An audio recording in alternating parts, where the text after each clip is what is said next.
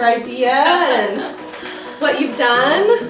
Well, I had oak cabinets, and they were beautiful 12 years ago, and then they got more and more orange. And before I knew it, I hated them. I just didn't like them. Every time I looked at them, I just didn't like them. And so I thought about staining them, but I didn't want to pay somebody, and I didn't feel like I knew how to do it. And then a friend of mine did the black, and I just fell in love instantly. But I wanted something unique.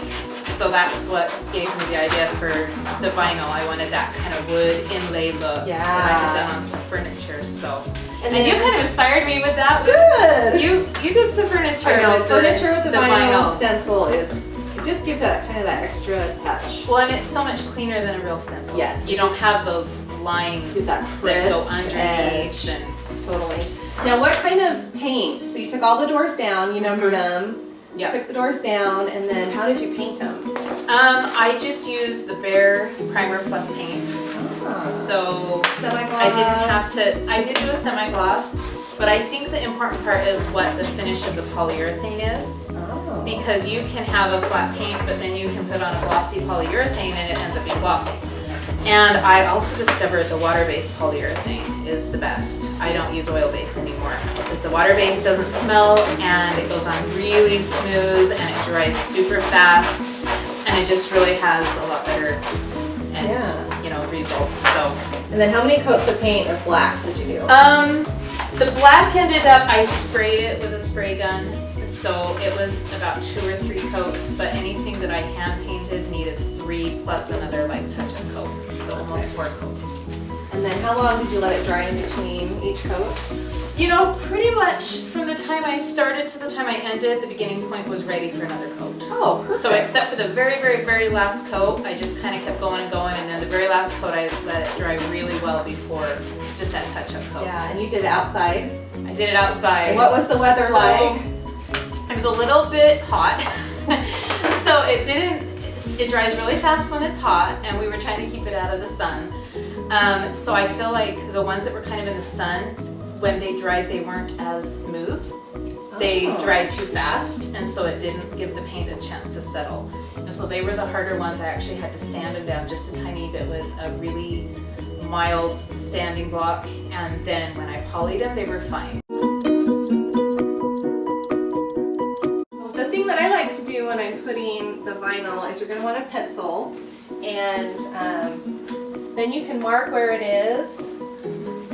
I love it going off the edges. Yeah, we want it to kind of wrap around because that's kind of what you want it to be really organic and not have any abrupt ends or stops to anything.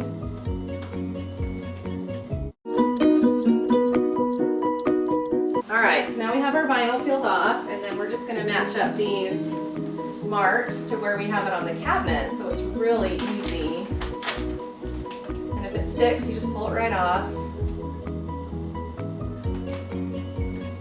So then you just start kind of in a middle flat location, and then you can wrap and squeeze the pieces into all the grooves. So then that's going to make it look really custom. So you're going to want to rub it in all the way. And so when you've used vinyl as a stencil before, what are some of the things that you've discovered that work well?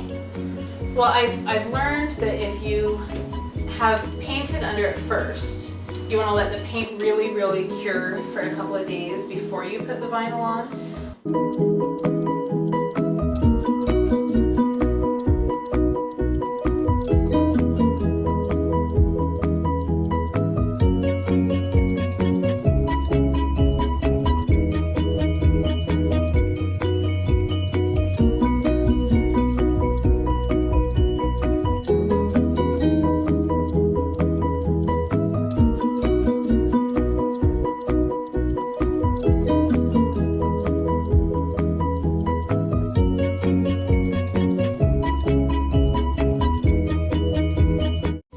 When you're taking the doors off, you want to take the hinges off the interior and not off this, because this is what's all been adjusted so your doors open and close the right way. If you take the hinge off here, you'll never get your doors on right again.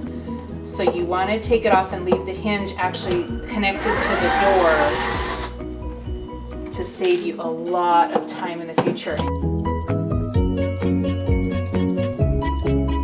Alright, so as I'm getting ready to paint each section, I just like to really push the vinyl in really tight because your paint will have a tendency to seep down under.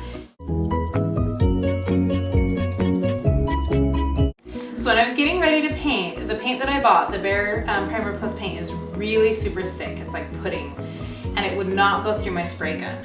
So I bought some Floetrol or latex extender just from the hardware store, and keep adding that until you get the consistency you need. It still goes on the same color and it goes on really nice and smooth, but it helps to decrease the brush marks and it helps it to just go on softer and really evenly.